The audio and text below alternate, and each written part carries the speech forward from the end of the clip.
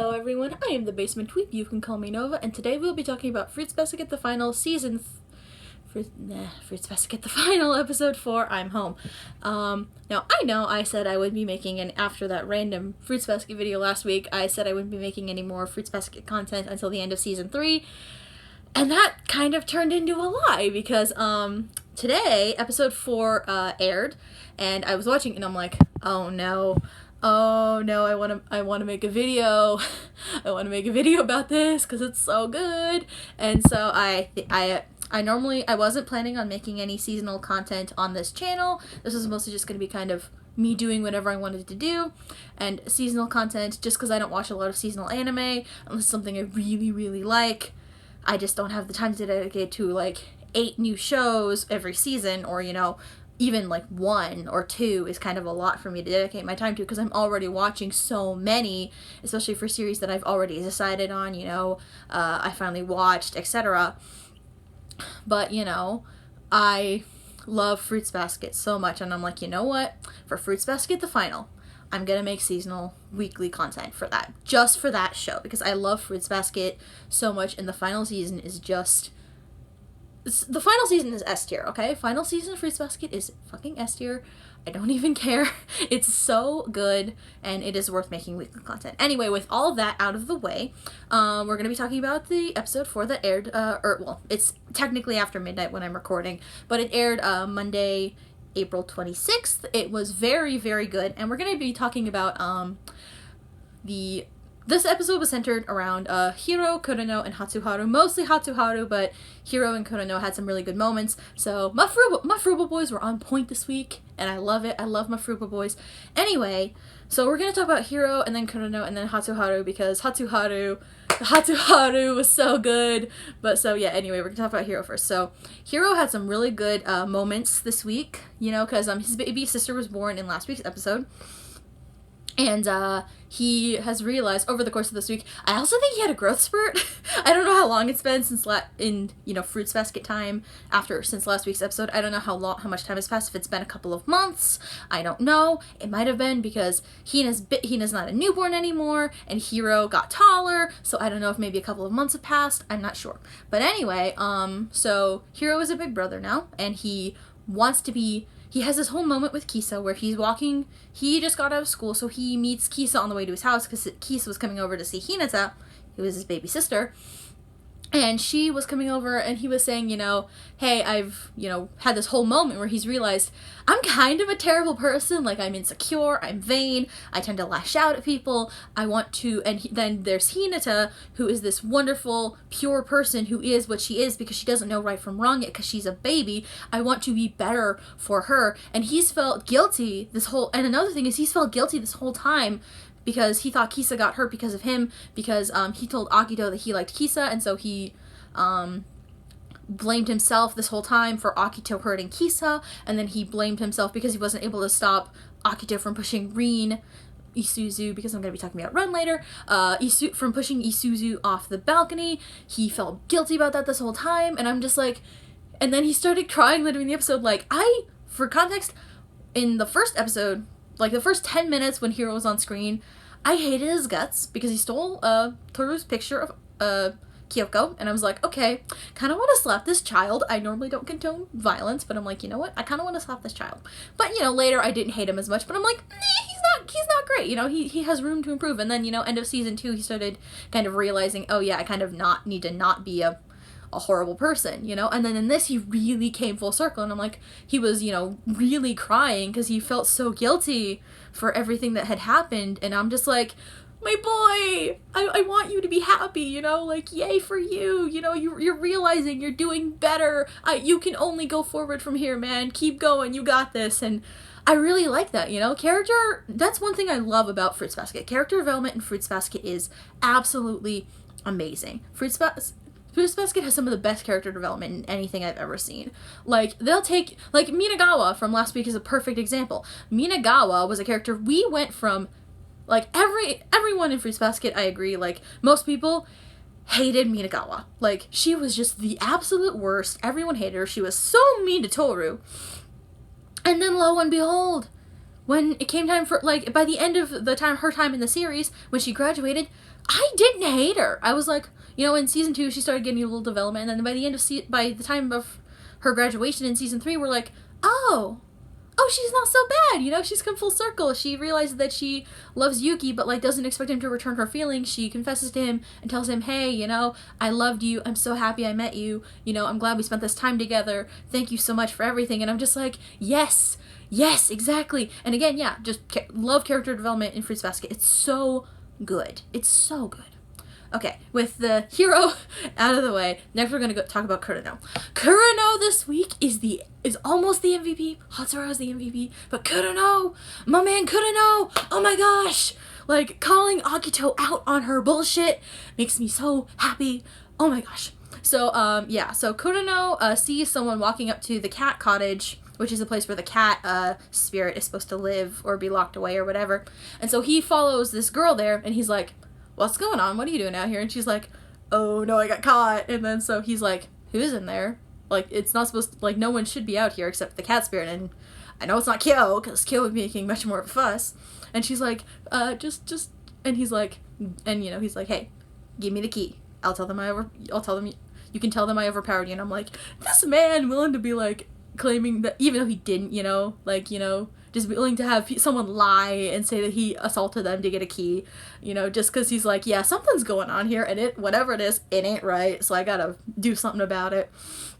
And then finding Rin, sending her to the hospital, and then later coming and confronting Akito and being like, hey, you know, I understand, you know, you've got some problems, but this ain't right. There are some things you should not do, no matter who you are, no matter what you feel. You should not do some things. And she's like, and then she's like, why did you betray me? He's like, no. And then, you know, Hatsuharu stuff, we'll get into that later. But, like, and then later, you know, the head maid's just like, why did you save her? He's like, should I have just left her there? And she's like, if that's what Akito wanted, yes. And he's like, excuse you? What? No, that's so wrong. And then she's like, no, you're wrong, and blah, blah, blah. And I wanted to jump through that screen and punch that lady in the face. Like, that maid, I'm just like, screw you, you suck, you know? Like, you don't care about anybody except yourself. You're just trying to, you know, stay in Akito's favor or whatever. I hate it. But yeah, I love Kurano this week. He was so good. He was on top of it.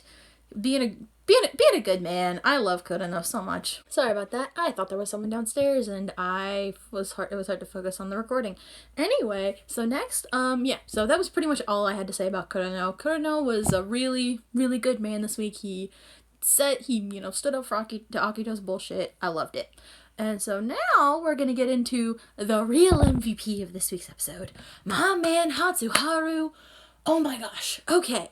So, Hatsuharu this week kind of went through a big emotional arc. He found out that, because he didn't know this before, apparently, but, because Rin didn't want Isuzu, because I'm talking about Ren later, so I don't want them to get confused, because Ren is garbage, and Rin is not. So, Isuzu, Haru didn't know that Isuzu got pushed out of a window, and, he found out, and I'm like, oh no, oh, shit's about to go down, this is gonna be interesting to say the least. Oh my word. So anyway, he walked off with the eyeshadow thing that, you know, anime people get when they about to throw down, and I was like, oh, this gonna be good. And then he shows up, opens the doors, and Akito's like, and then the head mate's like, how dare you? And then Haru's like, shut the fuck up, get out. And then the head maid looks so, like, offended, and Akito's like, no, it's fine, because she thinks, oh, Hatsuharu's here because I'm the god and whatever. And then and she's like, so what did you need, you know, all benevolent and shit. And Haru's like, why did you push Rin? And she's like, what are you talking about? First time hearing of it. And he's like, cut the crap, what did you do with my girlfriend? I am very, very close to snapping right now. And I'm just like, okay, Akito, I understand, you've got problems, but you should know by now, you don't pick fights with Haru. You will lose every time, okay? Because Haru is Haru, and he's a strong man. He can go toe-to-toe with fucking Kyo and Yuki, okay? Don't pick fights with Hatsuharu, alright? That's just not a good idea. Anyway, so yeah, he starts, you know, and then, you know, at some point when he's yelling at Akito, hey, where'd you put her? Akito's denying everything because she a bitch and she doesn't want to say anything, Akito is like, yeah. And then Akito's like, yeah, no, I don't know where she is, why do you think I know where she is? And Hatsuharu was like, yeah, I wonder, like, just, they're yelling at each other, and Kuno comes in, like, Rin's in the hospital, Hatori drove her, Isuzu's in the hospital, Hatori drove her, and then Akito's like, why did you betray me? And Hatsuharu was just standing there shaking, and I'm like, oh no, Dark Haru! And surprisingly, Dark Haru doesn't really come out. Haru just gets mad, like really mad, but not like crazy, so like Dark Haru doesn't really come out, he's just pissed, and I'm just like, oh my gosh. And oh, I forgot to mention this, earlier, before Kureno came in, Akito is like, why are you so nice to Rin? Like, do you pity her? Are you doing it out of compassion? And he's like, I love her, you jackass! Obviously! You've known that for a while! I know you're trying to piss me off! And then they go into, where is she? And Kureno shows up, and then and then he's shaking, and then Akito's like, why would you betray me? You're cruel! And then Haru's like, okay, that's it, I've had it with you. I've had it up to here with you. And grabs Akito, and he's like, cut the bullshit. I'm swearing a lot in this video. I don't care. It is what it is. I'm not monetized anyway, because I don't have enough subscribers or views or whatever, so who gives a shit. But, yeah. He grabs Akito by the collar and is like, what is wrong with you? You lie to people, and Kureno's the one that's cruel? Excuse you? And then, like, he's this close to punching Akito, and all this crap, and then he gets a flashback, like, and then he gets a flashback to Isuzu having a bad dream, and he's there, and they've obviously slept together recently, and so he's talking to her, and then she's like, oh, it's okay, everything's okay because you're here, and then he's like, it's not okay. I knew that Isuzu would be the target of Akito's wrath, not me, because Akito hates the girls for some reason and everything, and he's just like, I should have known, I'm selfish, I'm no better than the adults who put themselves first. I wanted Isuzu all to myself. I wanted her to be mine. I wanted to help her, all this stuff. And then, but like more than anything, I wanted to keep it all to myself. And I'm just like, dude, it's okay to be selfish sometimes. You're so kind all the time to everybody. The fact that you think it's your fault, that she got hurt because Akito is a psychopath and attacked her, means that you're not a terrible person, okay? You wanting to keep her all to yourself, as long as you're not, like, wanting to keep someone all to yourself is not a bad thing in and of itself. If you want someone all to yourself most of the time because you love them, as long as you're not actually saying, hey, you can't go do things with other people, if you're saying, hey, I kind of want you all to myself, like when you're, with someone and you're having intimate time, that's okay. When you really love someone, it's okay to want them all to yourself. As long as you don't physically stop them from going and being with other people, having friends and all that, it's okay to want to keep someone all to yourself. There's nothing wrong with that. And it's just like, my boy, it's okay for you to be selfish sometimes. You don't have to be selfless and give all the time. It's okay to want things. It's okay to want to be happy and to want Rin. It's okay. You're a good dude, I promise. Anyway, so yeah, he, at that point he leaves because, he's just like, whatever, I'm done here. And then, Akito's kind of calling out for him, and then he kind of turns, looks like he's about to run back and beat the crap out of her, and then Kureno's like, you should go and see Isuzu, she needs you. And then, like, when we found her in that room, the first thing she said was your name, she really needs you, and then he's like, oh, like, he looks sad, and then as he walks away, you see, like, the rope thing that they see a lot of time that represents the bonds of the Zodiac, and it frays just a little bit, and I'm just like, ooh, his curse is breaking, and then I'm like, this is gonna sound super cliche, but, like, love breaks the curse? Question marks? I guess we'll find out. But yeah, I love that. I loved that so much. I'm just like, yes, it frayed. Ha ha ha. Anyway, so yeah. Then later, Hatsuharu, and then we go into a bunch of stuff with Isuzu, which is all really good. But so anyway, at the end of the episode, because I'm gonna still be talking about Hatsuharu, and I'm gonna kind of give Isuzu her own note a bit later. But at the end of the episode, Hatsuharu finds Rin, Isuzu, and tells her, "Hey, is your journey over?" And she's like, "Yeah." And then he's like, "Okay, welcome home. Come back to me. I'm gonna be lonely without you." And I'm just like, and then at the end, they hug, and he's like, I don't mind, like, you can walk on your own when you need to, and if you can't walk on your own, I'll carry you. I like carrying you. You're not a burden. You never were, I promise. And I'm just like, and my heart just melted. I'm like, this man is too good for this world. This man deserves only good things. Hatsuharu is such a good man. I love him so much. But anyway, yeah. And then at the end, they hug, and she's like, "Haru, I'm home." And he's like, "Welcome home." And he's so happy. And I'm just like, I want only good things for these two. They're wonderful. I love them so much. Sorry for kind of stopping in the middle there. I was worried my phone was going to run out of storage because the Hatsuharu bit was 8 minutes long, and I was like, oh no, am I going to run out of storage? So I had to stop, and there was also a person downstairs, I think. But on top of that, I had to go through and delete a couple hundred photos to make, because I have a lot of screenshots, so I had to go and make some room for the rest of the Hatsuharu recording, because there's still more to say about my man Hatsuharu, because Hatsuharu is just the best. Well, no. Actually, no. There isn't really anything more to say about Hatsuharu. I rambled about him for 8 minutes. It was glorious. But there's some things I need to say about Isuzu and Ren and Akito. So, we're gonna start with the things I hate. Well, hate. We're gonna start with Akito, okay? And here's the thing. I know not a lot of people agree with me on this. I don't always hate Akito. I don't have a visceral hatred for Akito like so many people in the Fruits Basket fandom do. And I don't like her either. I'm one of those people that's like, you know what? I pity her because her life must suck, because she's probably under a lot of mental stress. Her mental health is, I'm sure, is shot. Her mental health is not good in any way, shape, or form. And she's just, not in a good place. And I'm like, I feel sorry for her, in like that way where you're like, you see someone who's just in a really bad place, and you're like, who did really bad things, and I'm like, I don't condone their actions, but I feel really bad for them. There have been 2 times, though, where I viscerally hated Akito, and I wanted to punch her in the face. One of them was when she hurt Momiji, and then hurt Toru.